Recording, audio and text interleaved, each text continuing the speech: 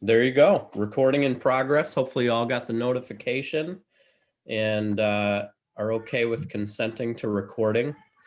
I hope you're all having a great afternoon. I was joking around before that the only thing that could make this better is if I was outside, but if I tried to take all of my technology outside, it might make for all kinds of technical problems. So I don't want to do that. But for those of you I have not met in the past, my name is Gideon Blustein, and I'm Director of Member Outreach for the Illinois Realtors. So, I just have a few things to share with you today. Really big, important topic for Cook County, especially if any of you are landlords yourselves or work with landlords on rental leasing. So we'll cover that a little bit more in depth than the other topics, but I just want to give a quick update on what is Illinois Realtors, a little background.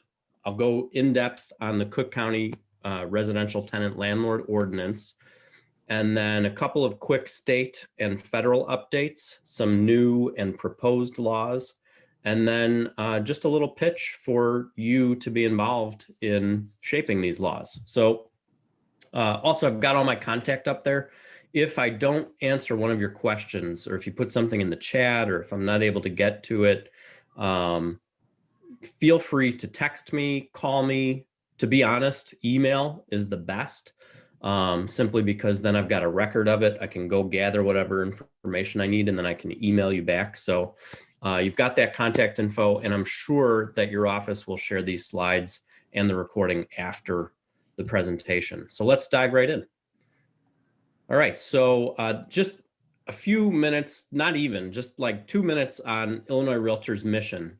And, I share this because I've presented to your office many times, and I'm not sure if I've really given the background on what your state association's mission is. And so really simply put, when you join a local association, a little sliver of the dues go to your state association. And we have two main priorities in our mission. It's protecting private property rights. So that's advocating, lobbying, working on regulations that could hurt your business or hurt your clients. And then we advance the real estate profession. So that means professionalism, things like ethics, legal, and education. So we've got resources in all of these areas. And if you haven't clicked around on our website just to explore and see what interests you, I really strongly encourage you to just go to illinoisrealtors.org. I wanted to share also, because that last slide is kind of the business meeting. Hey, here's our mission. Here's our pillars, our strategies. God bless you. I wanted to share kind of what's the fun side of that. So what does that actually mean day to day? And so I have a couple of examples up here on the screen of things that I'm proud of and that I've worked on personally this last year and just really seen our members engage on. So the first one I want to mention is this year we've launched in a way like no other Heritage Month celebrations. So what we've done is we've partnered with each of what are called our industry partners. So you may or may not know this, but there is a Black Realtors organization called the National Association of Real Estate Brokers. There is a group for LGBTQ+ called the Alliance. Last month, we celebrated Asian American and Pacific Islander Month through partnerships and programming with ARIA, which is the Asian Real Estate Association of America. And they all do great things. So we're trying to introduce those groups to all of our membership across the state and then engage them on these Heritage Month projects. The other one I wanted to mention is right there. It's the header I have is under that WBEZ Chicago under task forces that tackle key topics. So out of meetings like this, I kept hearing, especially when I was on the south side of Chicago, about deals falling apart because either blatant mistakes or just major problems with appraisals. So things like, there's comps on the same block and they're not using those comps. They're going two neighborhoods over to a totally different type of neighborhood. So anyway, long story short, we put together a task force to really look at appraisals. And just to answer a couple of questions. One is this a wider problem than what is being reported right now? And then secondly, what are some of the resources we can give to our realtor members across the state so that they can navigate the appraisal process really successfully? So we also have worked with the media. This article was the product of some of the work that we were doing with WBEZ. So I encourage you to check that out. But just, it's a topic that when we hear from our members, we respond. So that's the point. That's why I have it in there. And then at the bottom of the page, I've got community grants, networking, member involvement. If this looks like fun to you, any of these, types of ways you want to step up, reach out and I will help you identify, okay, you've got a little sliver of time. What's your interests? What's the best way you can step up and get involved? So that's the kind of day-to-day realtors in practice. All right, so let me pivot now to my really in-depth sort of topic of the day, which is the RTLO and what you need to know about the RTLO. See how I rhymed there? Wasn't that entertaining? All right, so I wanted to start by making sure you also knew about some of the additional resources we have on the RTLO. So the first one I've got up here on the screen is a roundtable that we've recorded. This occurred last Monday. We recorded it and we've got it up so you can watch it. They go through, it really turns into a Q&A with our legal team. So I encourage you to watch that. It's about 45 minutes.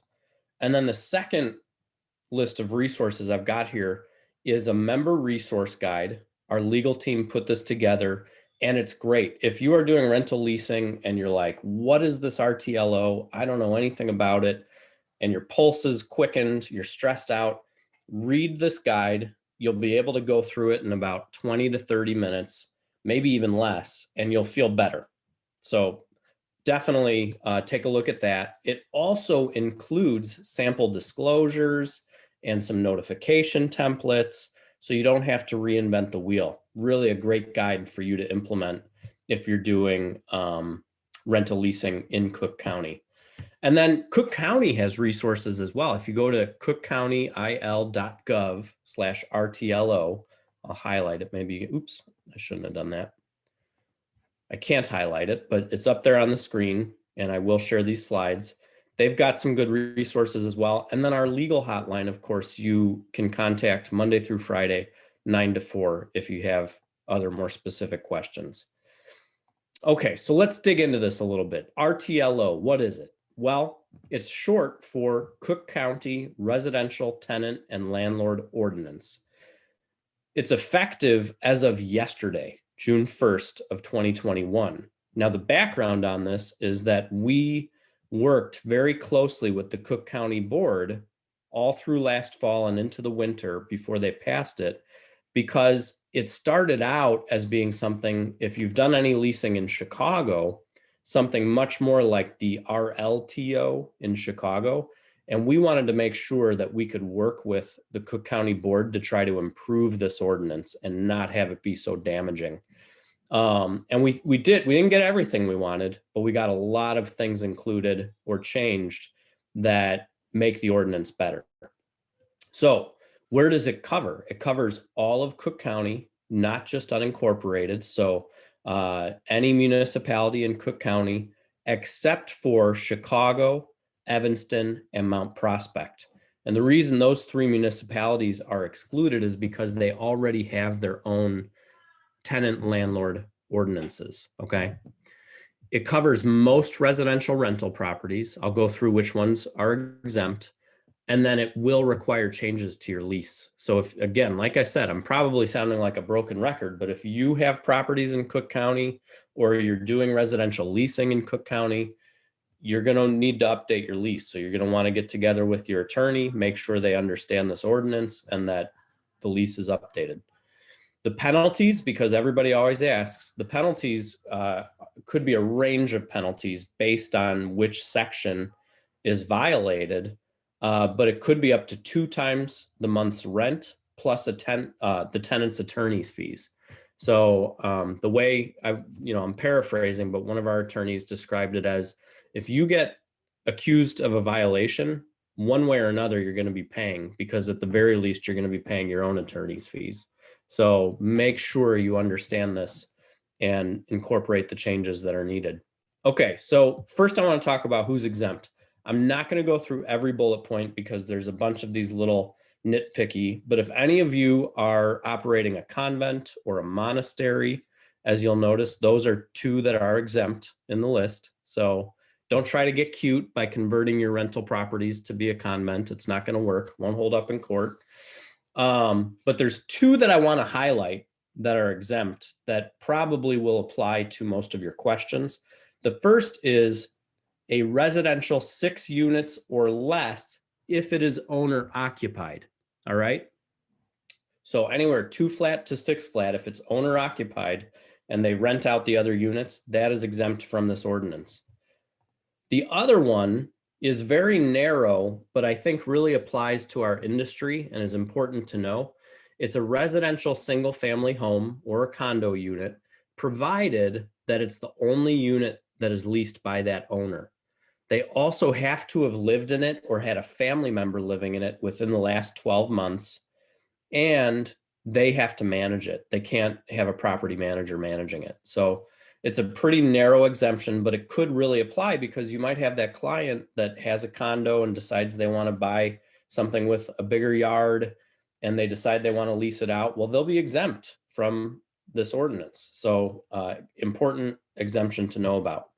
One last thing to mention is nobody in the state of Illinois or Cook County are exempt from what are called lockouts. So a lockout is when a landlord changes the locks and pushes the tenants, all of their stuff out to the curb. That is not allowed anywhere in Illinois or Cook County. So there's no exemption for lockouts. All right. So the next big piece, what's going to change in your lease? All right. Excuse me? Yes. Can we ask questions or at the end, maybe? Let's wait till the end because there's a lot of information to go through. So let's wait till the end, then we'll open it up for questions. Okay. So Thanks.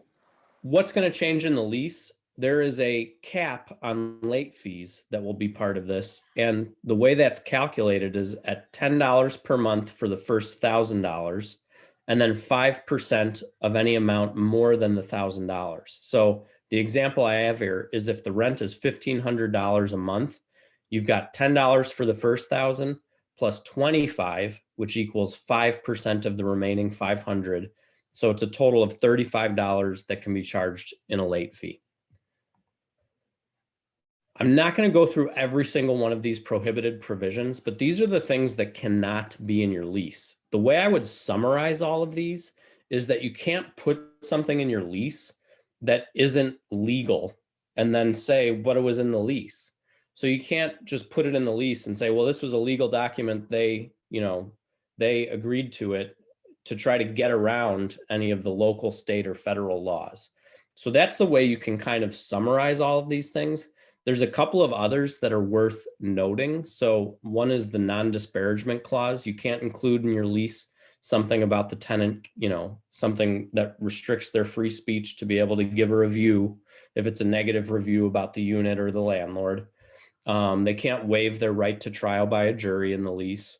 One big one is they can't agree to pay the landlord's attorney's fees except as provided for by court rules, statute, or ordinance.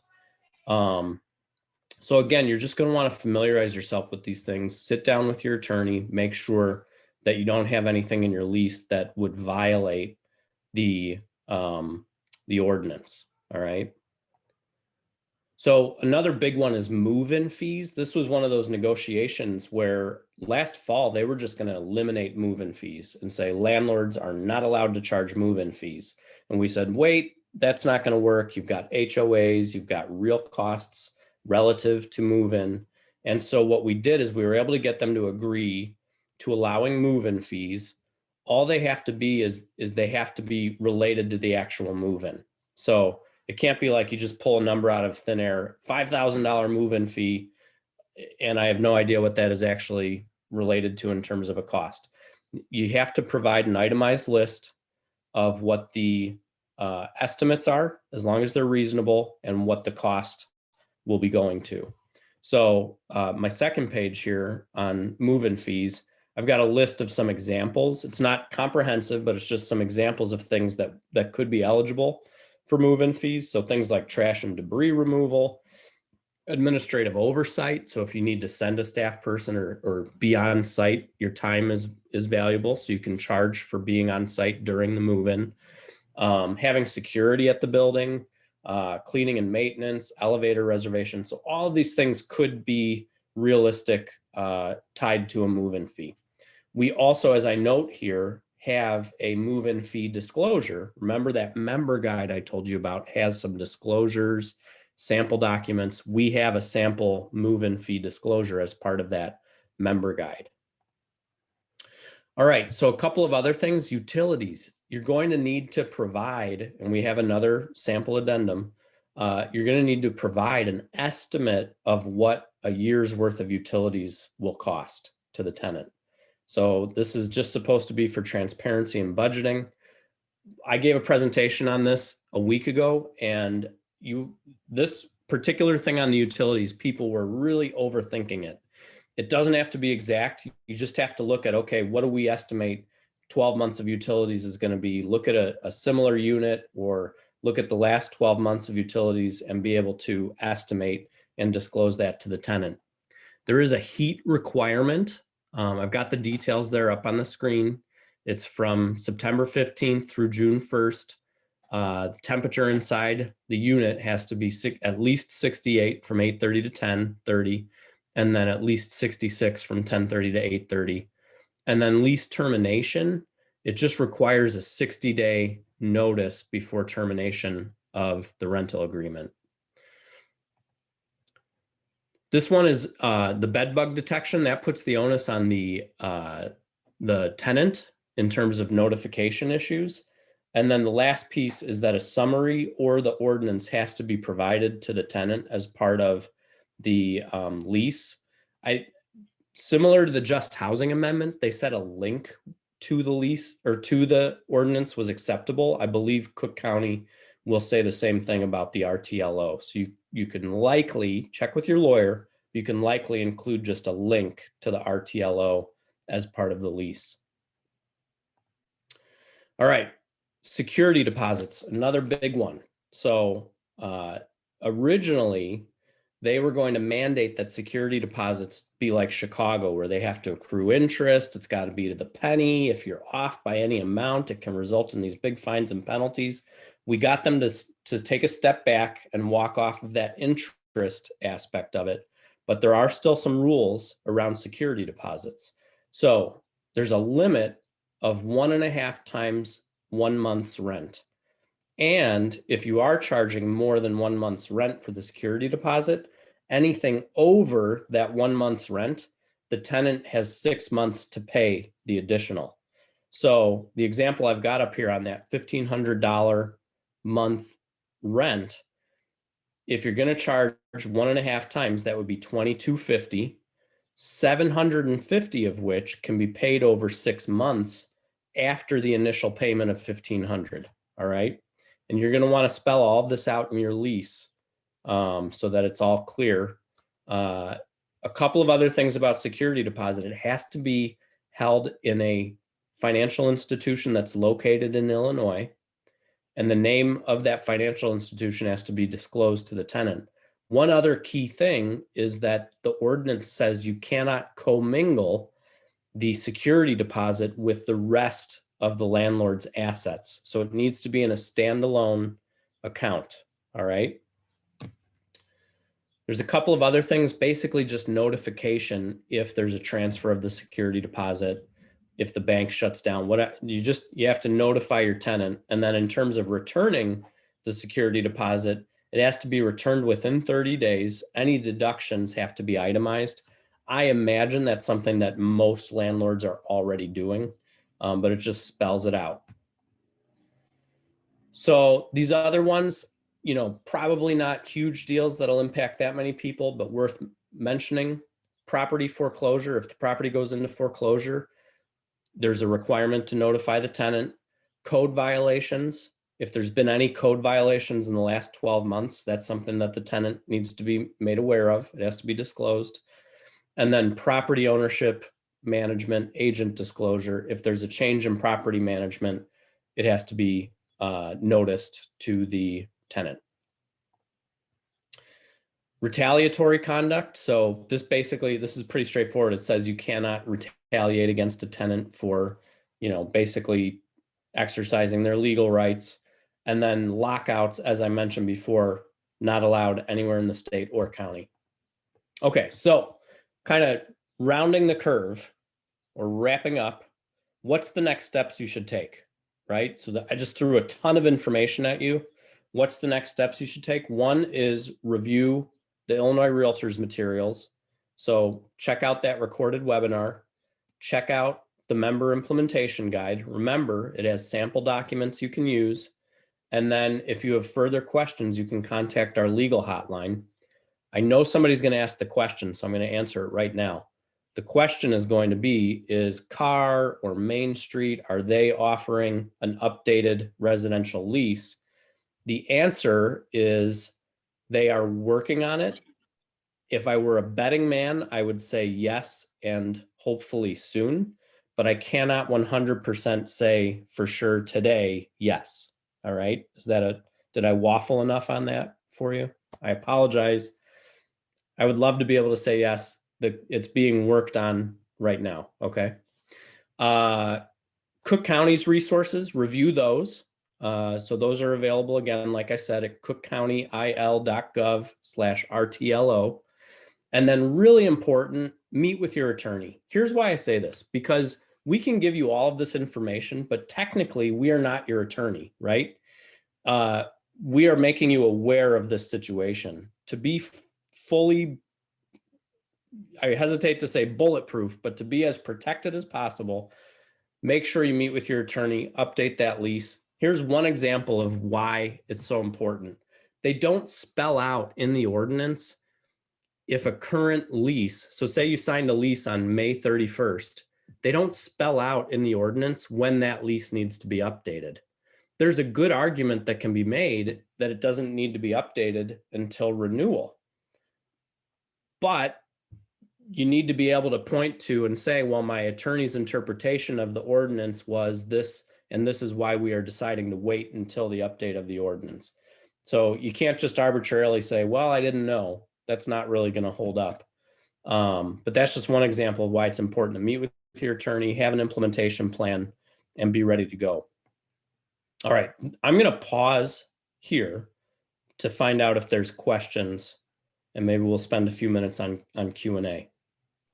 And my promise to you is that if I can't answer your question, I will try to get an answer to your question ASAP.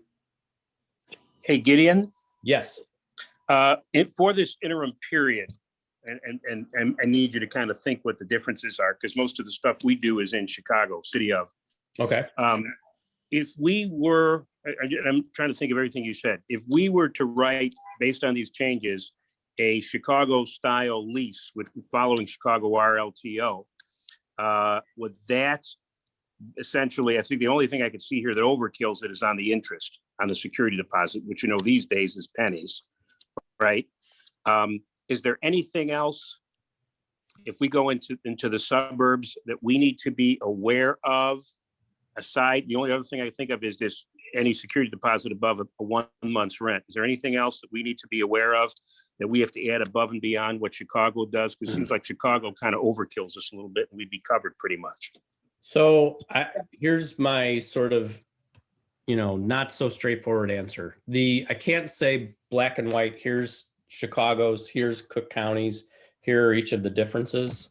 My suggestion would be to make sure you have a separate lease, one that if you're already using one for Chicago and your attorneys have cleared that and checked it out, great.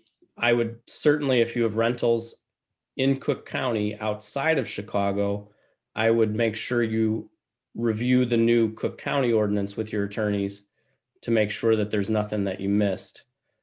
You're correct in saying that the major difference is in the security deposits, but there's also a bunch of little nitpicky changes, things that are required to be in the Cook County lease that you don't want to accidentally gloss over and then find yourself, getting contacted by, Cook County saying you have a violation. Now, one good thing, I shouldn't say one good thing. One of the good things that we also were able to negotiate is it's called a 48-hour right to cure.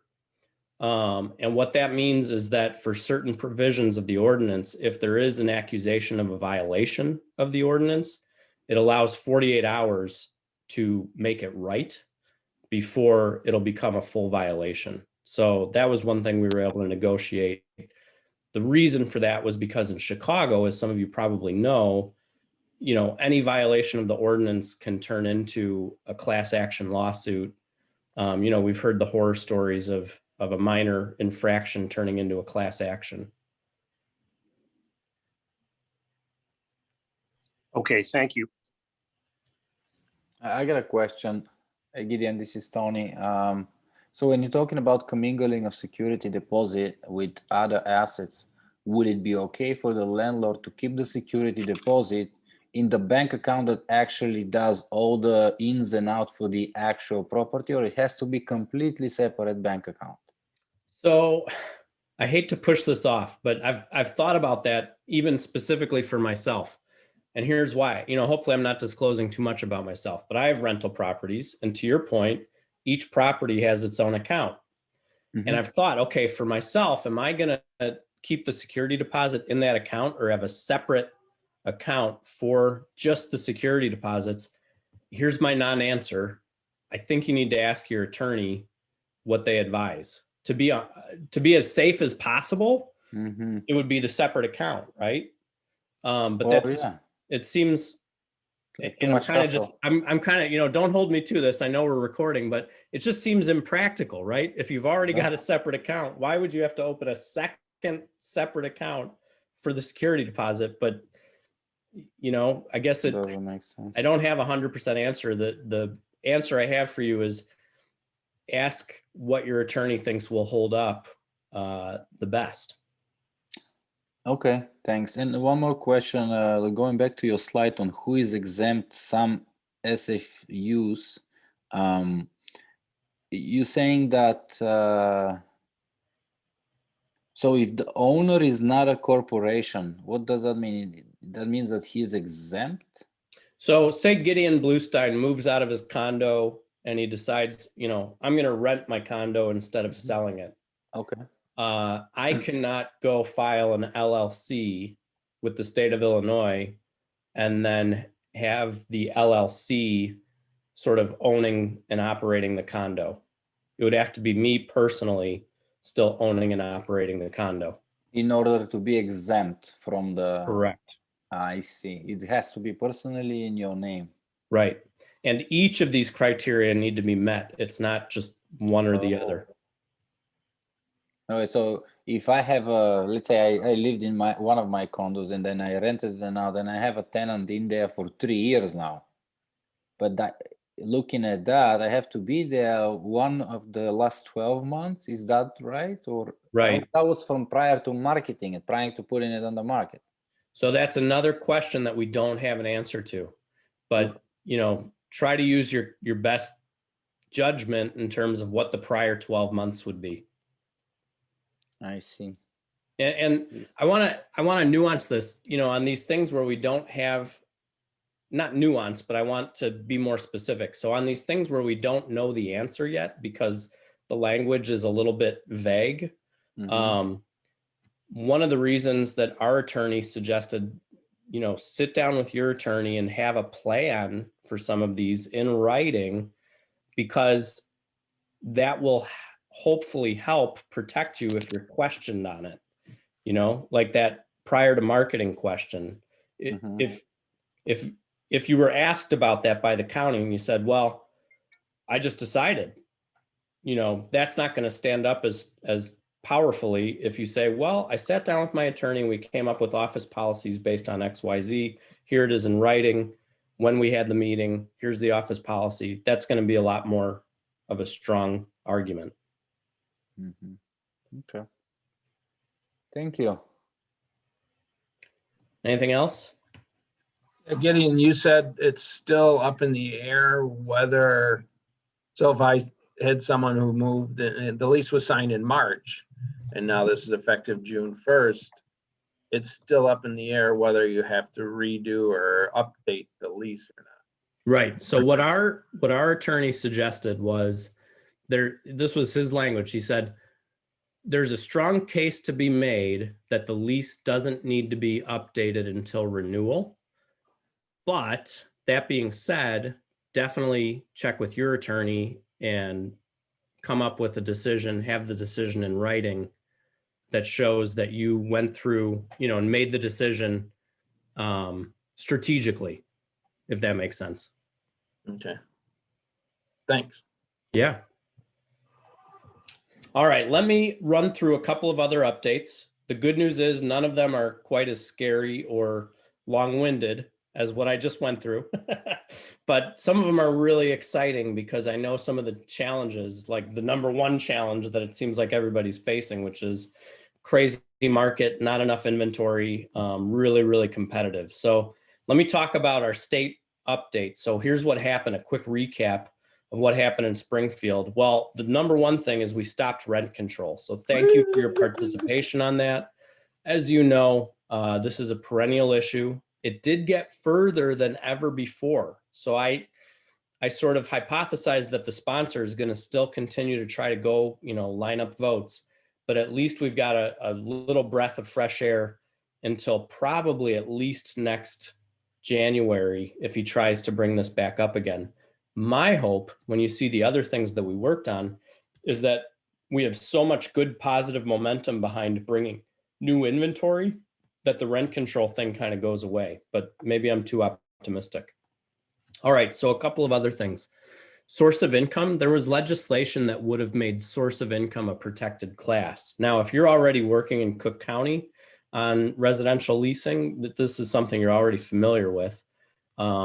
It would have taken it statewide though. And so we opposed that on the basis of not forcing a private property owner to work in a government program against their will. So we were able to stop that. It did not get out of committee in the Senate. So the last thing on my screen is there was this affordable housing omnibus, which is very exciting. There's still a couple of things that we would like to see passed in the future that will help with inventory.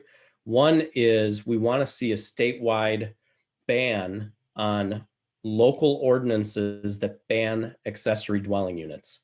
So I apologize, that was kind of a double negative, but basically if a local town wants to say, hey, we're banning all accessory dwelling units, the state law would override that and say, you can't do that. You have to have some sort of justification. So Can you go ahead. Can you explain accessory? Yeah, sorry about that. So ADUs or accessory dwelling units are like a basement unit. It could be a carriage house or an attic apartment. And Chicago actually just passed a law in December that allows these by right in certain neighborhoods. So you don't have to go get a special use permit or special zoning in order to have an ADU in many parts of Chicago now.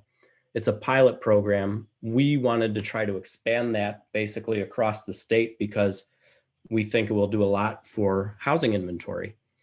The other one is the Build Illinois Homes Tax Credit. So this was tax credits to help offset some of the costs of building new inventory.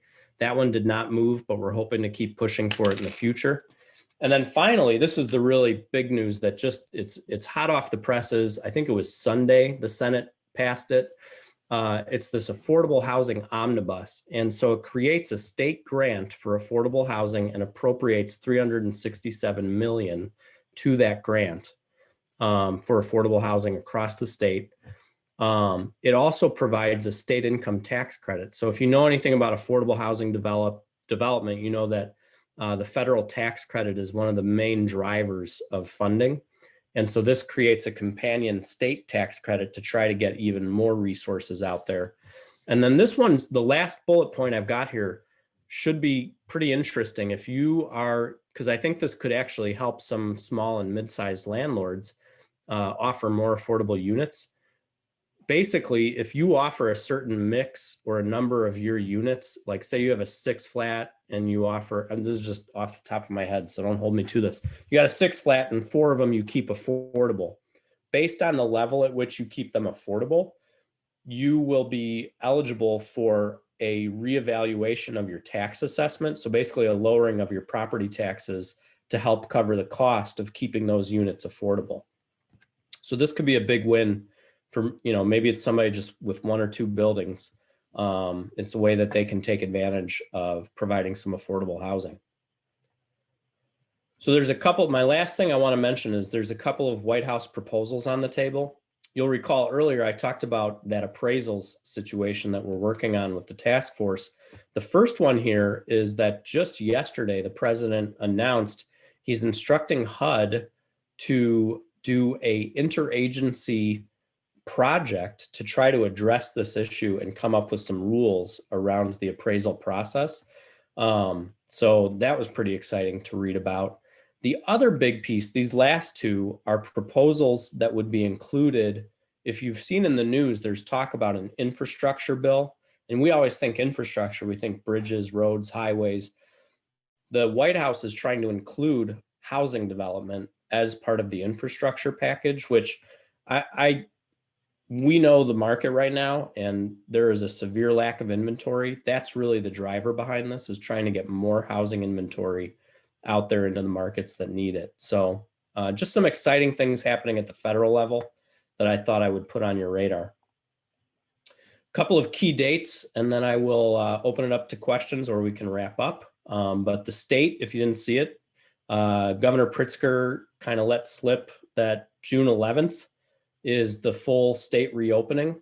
So we'll be just basically, at the full reopening. If there are any disclaimers or changes on that, you can check out our website. We've still got our COVID-19 page up with current mask and safety guidelines during the bridge phase. The eviction moratorium, so here's the bad and the good. The eviction moratorium was extended to June 26th.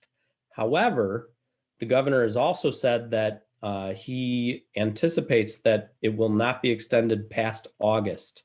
So there is a light at the end of the tunnel on the eviction moratorium. And then hopefully you've seen this, but rental assistance was authorized up to $25,000 per unit. And oh my gosh, I spelled the website wrong. That's embarrassing.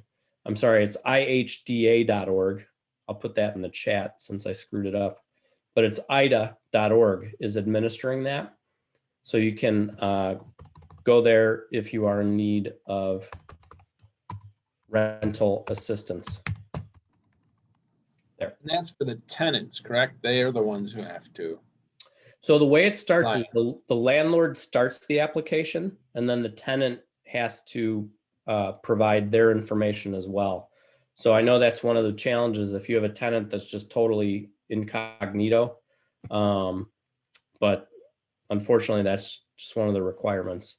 Now, that being said, if you check out our blog there and check out IDA as well, they're doing webinars all over the state where they may, you might be able to ask the question about a specific unit or get in touch with them to ask for assistance. So, I'm not saying like give up if you have that situation. And then a couple of other key dates I wanted to mention. So NAR's launching their C5 Commercial Summit, September 27th through 29th.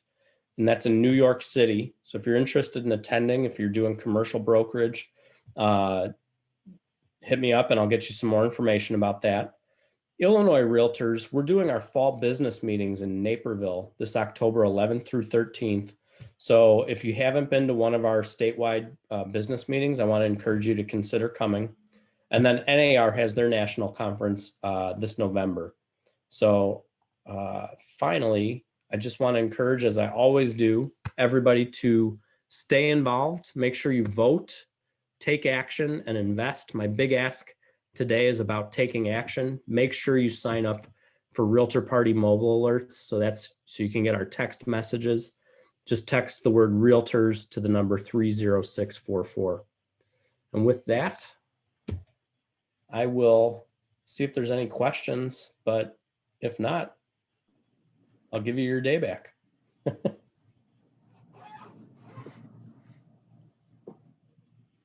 Anybody else have any other questions for Gideon? I have a question for Robin. What do you think, Robin? Gideon, Robin has been with us a long time. She does a lot of rentals. I unfortunately missed a large portion of the beginning, so I don't have an opinion yet. That's a good answer. So it is being recorded. When will this be up for us to see? And are all the what you had, all your slides, are those available to us as well? Yeah, I'll send a follow-up email. It'll have slides, links to more resources. I'll get that over. Do you want me to send that to you, Joe? Sure, that'll work. Okay, great. Then you can forward that out to everybody. Thank you. Of course. Any other questions? Nothing. No. All right. Thank you, Gideon. Thank you, Thank Gideon, you. as usual. Yeah, have a great Great day. job. Hopefully you guys can Thank you, enjoy some Gideon. sunshine. Take care now. Bye. Thanks all. Thanks again.